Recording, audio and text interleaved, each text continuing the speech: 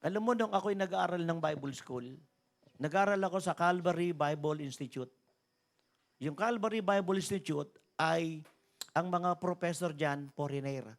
Hindi ko na maalala kung anong taon yon. Nagrenta sila sa Star Mall na ngayon ay sa Shaw Boulevard. Ano na ngayon yung Star Mall? Sa Shaw Boulevard? Ano nang pangalan nung ngayon? Yung sa Star Mall, dating Star Mall pala. Manuela, dating Star Mall. Ngayon na Star Mall, dating Manuela. Andiyan dyan yung Calvary Bible Institute, ang mga professor, foreigner. This is true. Nag-aaral ako dyan. Tapos, nagulat ako. Meron ako na classmate, Ethiopian Jew. Ethiopian Jew siya, pero hindi siya mukhang Jew na kasi may halo na siya eh. Sabi ko, why don't you return to Israel and evangelize Israel? Sabi niya, meron the perfect time to return to Israel. Tapos nagulat ako, classmate ko si Anthony Roquel. Si Anthony Roquel, bakla yun, na kung tawagin ay si Tonet Macho. Nakasama yun sa palabas noon na School Bukol, Escalera Brothers, sila Tito Vic and Joey. Bakla yun eh. Tapos nagulat ako, hindi na siya bakla, totoong lalaki na siya. Hindi na siya si Tonet Macho, si Anthony Roquel na siya. Nakikinig ba kayo? Kasama ko nag-aaral sa Bible School. Walang sumasagot. Kaya kahit na tomboy ka, kaya kang baguhin ng Diyos kung hihingi ka ng tulong. Kahit bakla ka, kung hihingi ka ng tulong, kaya kang baguhin ng Diyos. Kahit na anong bisyo at kasalanan mo, kaya kang baguhin ng Diyos. Hindi naman ako mabait nung unang panahon eh. Akala niyo mabait ako? Sobra ang kulit ko, sa totoo lang. Sobra. Akala nyo lang mabait ako. Pero sobra ang kulit ko. Kaya kung meron kayo nakitang makulit, nagmana lang sa akin yan. Kasi sobrang kulit ko talaga eh. Oo. Pero yung kakulitan ko, inayos ng Diyos. Binago ng Panginoon. Ito pa ho ba rito? Kaya minsan nung nakita ako ng dati kong kaibigan, anong nangyari na sa'yo? Sabi niya. Hindi ba mga pilyo tayo? Totoo po yun.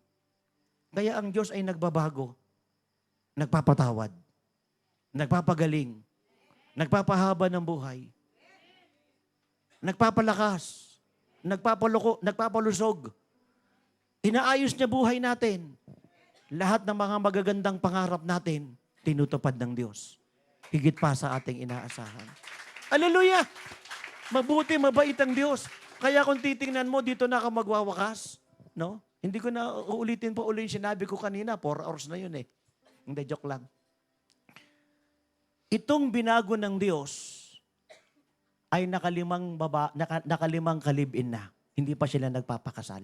Nakalimang kalibin na yung binago ng Diyos. At very gentle na siya iniligtas ng Diyos.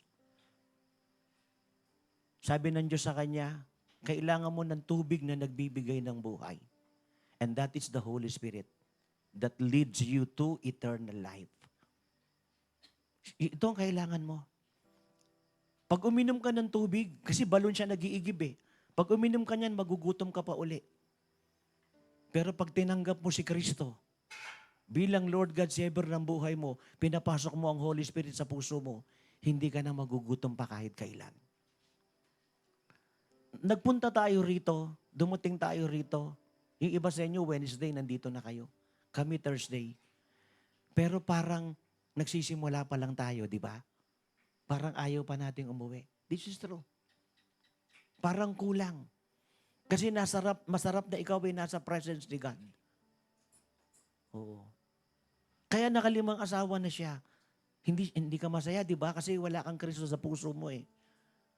Maganda yung tubig na iniigib mo, pero magugutom ka rin, mauuhaw ka rin. Once you accepted Jesus Christ as your Lord God and Savior, no more tears, no more pain. Pagdating mo sa langit, no more pain na, no more tears na. May tao pa ho ba rito? Ano ang kahibahan ng na kay Kristo sa wala kay Kristo? Yung mga wala kay Kristo, pag may problema, nagpapakamatay. May tao pa ho ba rito? And this is a true story. Nagturo ako ng anniversary sa Kabyaw chapter natin, Nueva Ecija. Along the way, tumunog yung cellphone ko, papunta ako ng Gimba, chapter naman. Yan. Andito yung mga pastora natin. Pastora Mary Grace, Pastora Joanne, Pastora Erica. Tumunog yung cellphone ko. Ang tawag, Boracay. Tapos, nung oras na yon, sinagot ko. Sabi niya, Pastor, yung pamangking ko, nasa Iloilo ngayon. 23 years old lalaki. Pastor, uminom ng lason. Bakit? Nasaktan sa nobya niya. So, this is true. Hindi ko na sabihin ang anong pangalan niya. Boracay, nagtatrabaho siya ng Boracay. Tumunog yung cellphone ko. Ang pamangkin niya nasa Iloilo. Nag-inom ng lason. Inilipat sa mas malaking hospital para alisin yung mga lason sa katawan. But you know, huli na ang lahat. Patay. Namatay yung pamangkin niya. Hindi ko na nahabol. Ganyan ang mawawala kay Kristo.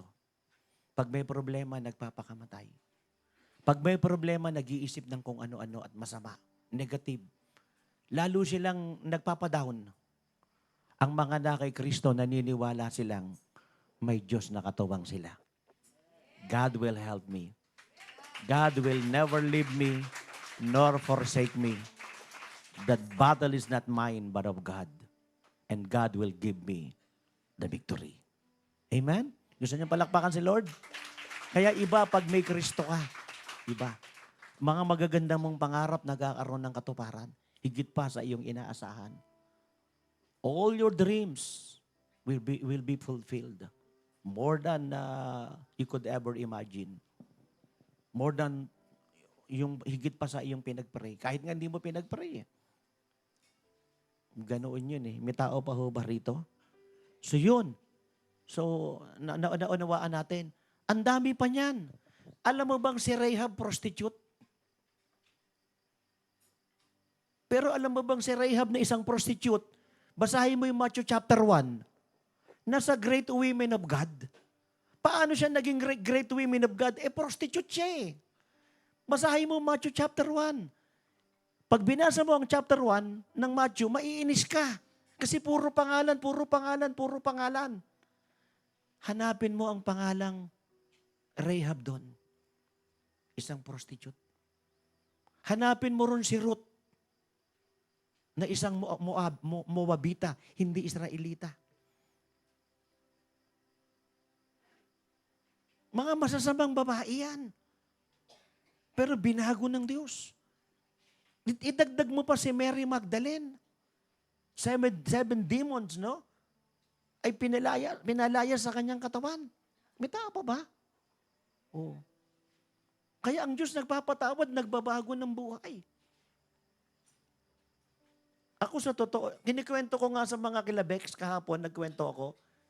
Alam mo, Bex, sabi ko, yung eskwelahan ko, public yan. Pero iba nung panahon ko. Kahit public school yan, ang mga nag-aaral dyan, hindi mahihirap, mga mayayaman din. Kasi malapit sa kanila yan eh.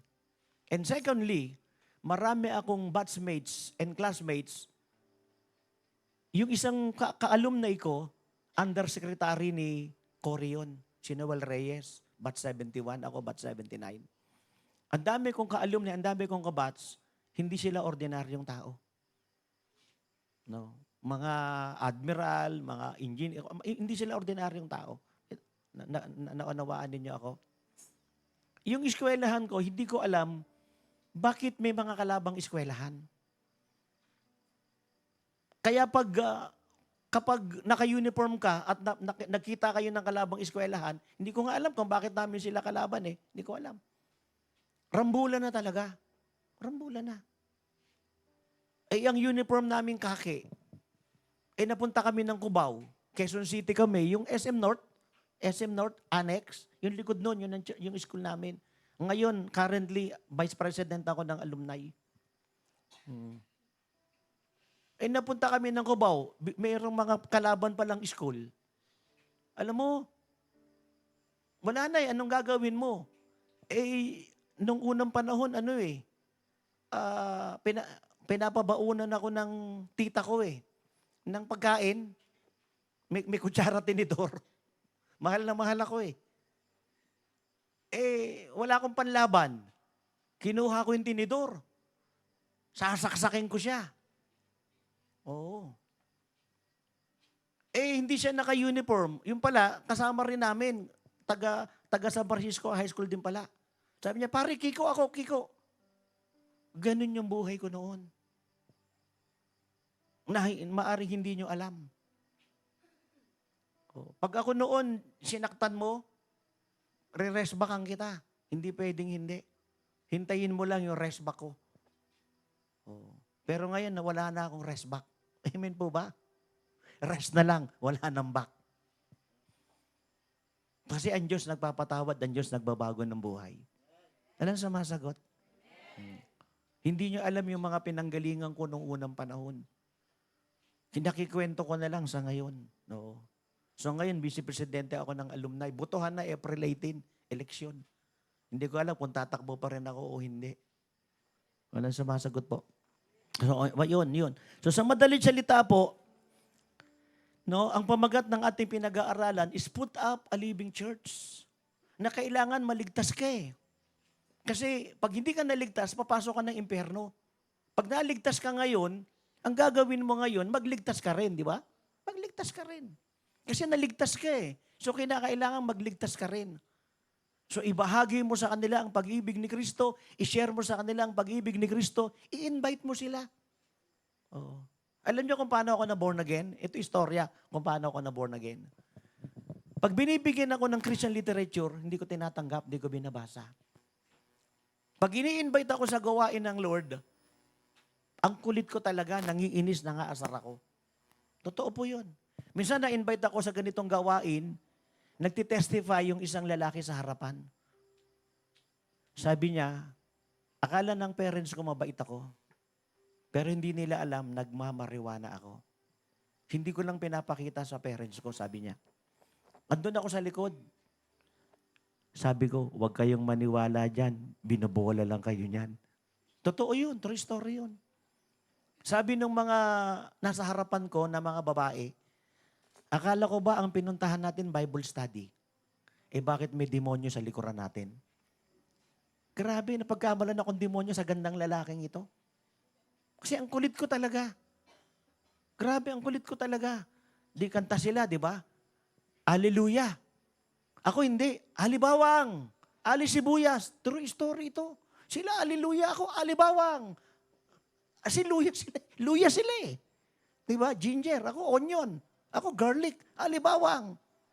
Totoo to, true story ito. Tapos, Bisaya pa kami. Di ba, kakanta tayo, this is the day that the Lord has made. Ganun pa yung kanta nung unang panahon We will rejoice and be glad in it. Ang saya-saya, di ba? Tapos mamaya, biglang worship na. Come, Holy Spirit, I need you. Iiyak ngayon. Sabi ko, mga sugad buang-buang. Ibig sabihin, parang mga siraulo. Talon ng talon, parang tipaklong. Tapos mamaya-maya, iiyak na, parang mga siraulo. Kaya sabi ko, sugad buang-buang. sabi ko, and this is a true story. Pero one time, inimbitahan ako ng pinsan ko. No? Attend daw kami ng birthday. Birthday. Ngayon, yung birthday na yun, nagtaka ako, walang nagiinuman. Wala.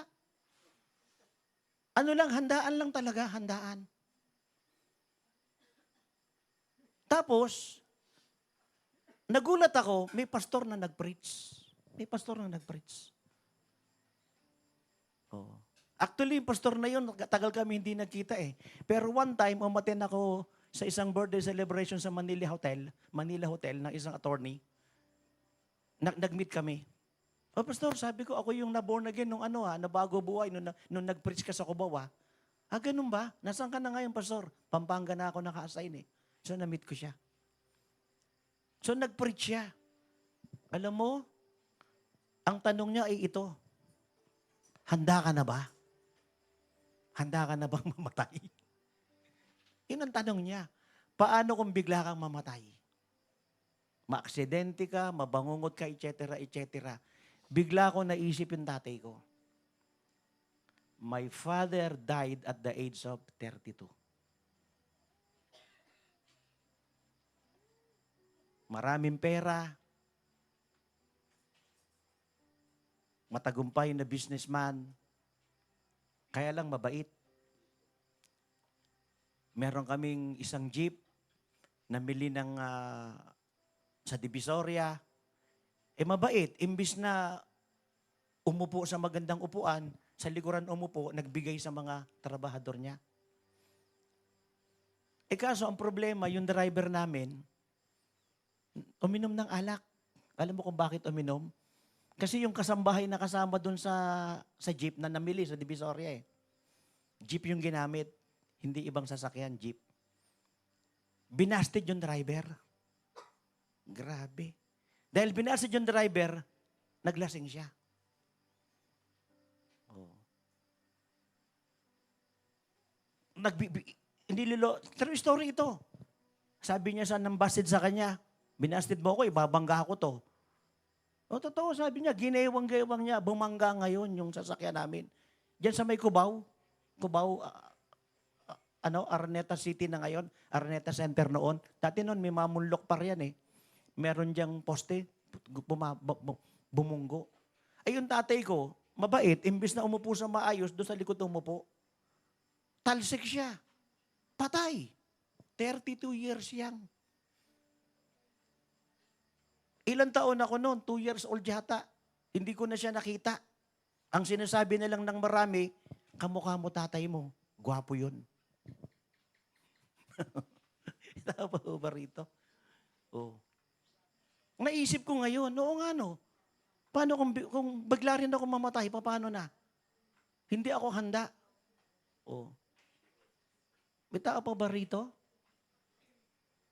Kaya nung nagpatanggap yung pastor, sabi niya, kung nais mong tanggapin si Kristo bilang Lord God and Savior ng buhay mo, kung gusto mong maka-assure sa eternal life in heaven, pwede mong itaas ang kamay mo sumunod sa panalangin.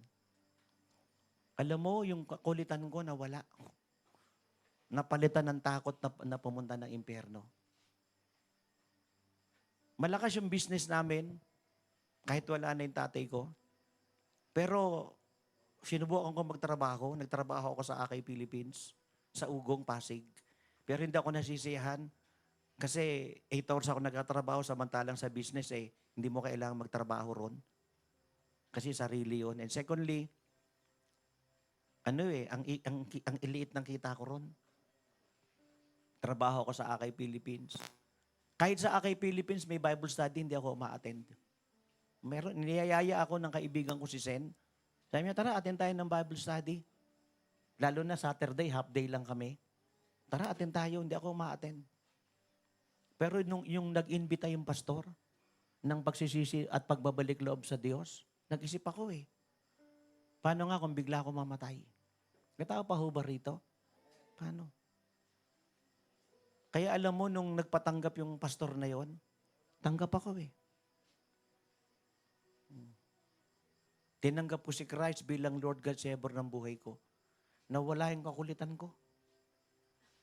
Nabago. Makulit pa rin ako pero iba na yung kulit ko. Hindi na yung kagaya ng dati. May tao pa ho ba rito? Kaya pag pumasok sa Jesus sa puso mo, babaguhin ka niya Babaguhin ka niya. Nung unang panahon, kami, ABS-CBN. Alak, babae, sugal, sauna, cabaret, bar, nightclub. ABS-CBN kami.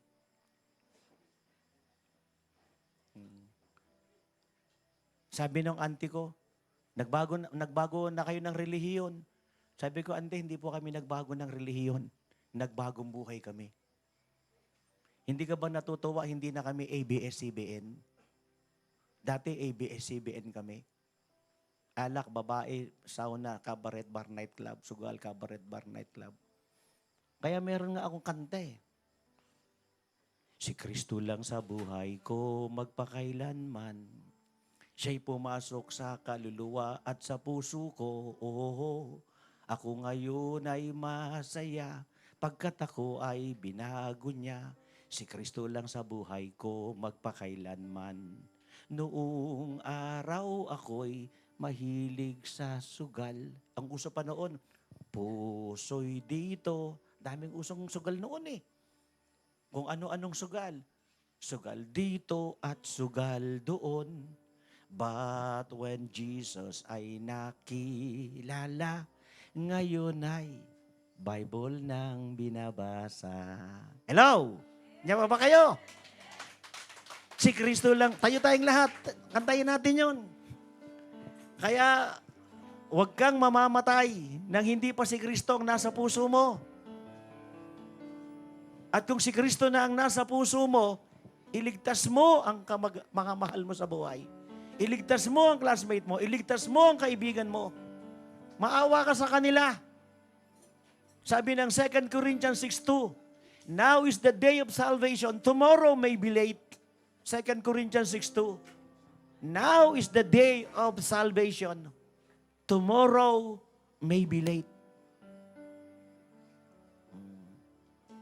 Kaya sa oras na ito, hihingi tayo ng tawad sa Diyos. Amen? Magsisisi tayo ng kasalanan, magbabalik loob tayo sa Diyos, magpapabago tayo sa Kanya. Bibitawan na natin kung ano yung mga dapat bitawan sa mundong ibabaw na ito. Tao pa ba? Yan, kantayin natin yon. Si Kristo lang sa buhay ko. Si Kristo lang sa buhay ko, magpakailanman. Woohoo! Siya'y pumasok sa kaluluwa at sa puso ko. Oh, oh, oh, oh. Ngayon ako ay masaya pagkat ako ay binago niya. Si Kristo lang sa buhay ko, magpakailanman. Sing it again! Si Kristo lang sa buhay ko, magpakailanman. Hallelujah! Siya'y pumasok sa kaluluwa at sa puso ko. Oh, oh, oh, ako ngayon ay masaya pagkat ako ay binago niya. Si Kristo lang sa buhay ko, magpakailanman. Noong araw ako'y mahilig magmura, PI dito at PI doon. But when Jesus ay nakilala, ngayon ay praise the Lord, hallelujah. Ha ha!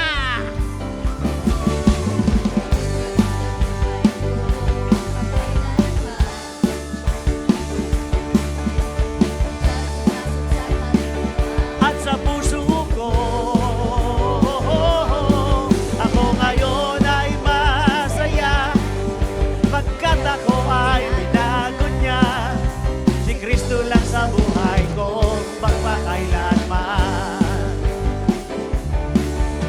Noong araw ako'y mahilig sa alak. Uso pa noon, mga gin, Cuatro Cantos, Tanduay, Balak Daniel, hindi ko na alam, Black Daniel, Pundador, no, di ba? O, ganun yung mga uso noon di ba? Ngayon ay soft drinks na lang at saka mineral water ang iniinom.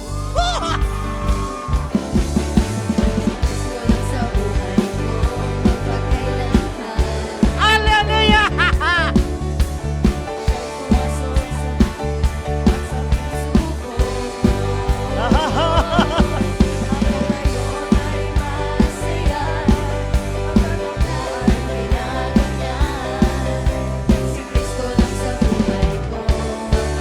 Kayo. Ano yung mga iniwanan ninyo sa buhay ninyo? Ano yung mga iniwanan ninyo? Pagiging chick boy? Or ano yan? Or boy, chick boy, ay pag sabing chick boy, lalaking mahilig sa chicks, no? Yung girls na mahilig sa boy. Ay yung girl na mahilig sa girl. Ay yung boy na mahilig sa boy. So, iba't iba yung mga binago sa atin ng Lord, di ba? Mga chismosa, chismoso, kung ano man yun. Pero ang mahalaga, napatawad tayo ng Lord. Amen? Pwede bang yumuko tayong lahat at pumikit saglit? Huwag mo munang kausapin yung katabi mo, huwag mo munang kalabitin. Saglit lang.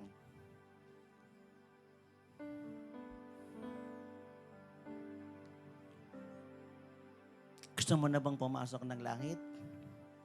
Gusto mo bang makatiyak sa walang hanggang buhay doon sa langit? Walang relihiyon na pwedeng magpatawad at magbago sa iyo. Pati ako, pati ang gawaing ito, these are just instruments of God. But not this service, not this church, not me, but only Jesus. Kaya isipin mo, bago tayo magtapos sa gabing ito, isipin mo, gusto mo bang pumasok ng langit? At kung tinanggap mo na si Christ bilang Lord God Savior ng buhay mo, gusto bang magtuloy-tuloy? So mananalangin tayo. Make this prayer a prayer of your heart. Please repeat these words after me. Sabihin po natin, Panginoong Yesus, seryoso po ako. Humihingi ng tawad. Gusto ko na pong magbagong buhay. Gusto ko na pong magbagong buhay. Gusto ko na pong magtuwid ng landas. Hindi ko to kaya. Pati ang mga problemang hinaharap ko, hindi ko kaya. Ang mga pagsubok na pinagdadaanan ko, hindi ko kaya. Pati ang mga magaganda kong pangarap na parang mahirap patupad. Lord, sa oras na ito, seryoso po ako. Lumalapit ng totohanan. Patawad po. Hugasan mo ako ng yung dugo na nabuhos ako sa Kalbaryo. At sa oras na ito, come into my heart. Be the Lord, God and Savior of my life. Cleanse me with your blood that was shed on the cross of the Calvary. At sa oras na ito, write my name in the book of life. At nawa, Panginoong Diyos, tulungan mo po ako na hindi na maburayan at hindi na ako makabalik pa sa mali, sa dati kong gawi. Goodbye yesterday. Goodbye my old sinful life. I am now a brand new person in Christ. Ako na lamang po ang mananalangin. Panginoon, yung sinabi niya, selyuhan mo ng iyong makapangyarihang dugo. You have said in 1 John 5:13 na ang sinumang tumanggap kay Kristo ay may buhay na wala hanggan. Salamat po, nilistan nyo na ang aming mga pangalan sa aklat ng buhay. At selyuhan mo nga po ito dakilang Diyos. At ang dalangin ko po, dalangin po namin, tulungan nyo po kami na patuloy na tahakin ang daang matuwid patungo sa langit. Maayos, malinis, banal na pamumuhay. At tulungan niyo po kami, Panginoon, na maging karapat-dapat sa iyong harapan. Isang Kristiyano na matagumpay. Isang Kristiyanong magbibigay din ng tagumpay sa marami. A blessing or a channel of blessing to others. Sa pamamagitan ng kaligtasang tinamo namin, isi-share din namin ito sa iba. Hindi kami mahihiyang i-share din ang salvation na aming tinanggap. Kung paanong kami naligtas, ililigtas niyo rin po sila. Kung ano pa yung mga prayer request ng aking mga kapatid, ikaw po ang nakakaalam. Ibigay niyo nga po, dakilang Diyos. Sapagat sino man ang lumalapit sa iyo sa anumang paraan o anumang kalagayan ay hindi mo pwedeng itaboy. Sa totoo lang, you have said in your word, come unto me, all you that are weary and heavily laden, come unto me and I will give you rest.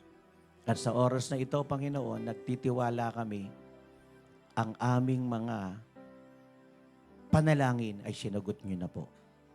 Salamat po, O Diyos, ng marami sa pangalan ni Kristo Jesus at ang bawat sa magsabi ng Amen and Amen.